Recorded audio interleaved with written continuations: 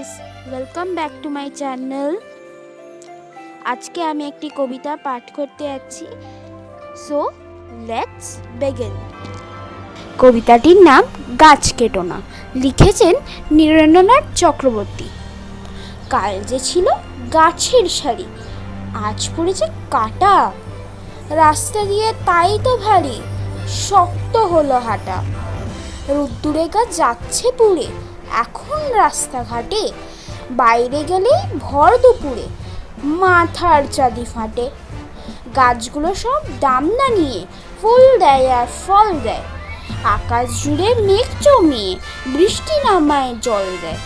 ধসছে বেড়ানো মৃত্তিকাকে শেকড়গুলোর ফাঁদে, আটকে ফেলে বৃক্ষ তাকে শক্ত করে বাঁধে। গাছগুলোকে কাটলে কি হয় তাও তো দেখছো তুমি, গা গঞ্জা জীবন্ত নয়, শুকনো মরুভূমি।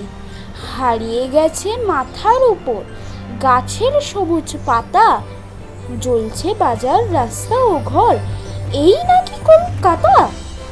তাই তো বলি গাছ কেটো না, গাছকে রাখো ধরে, তা নইলে ভাই লক্ষ্মী সোনা বাঁচবে কেমন করে। ধন্যবাদ।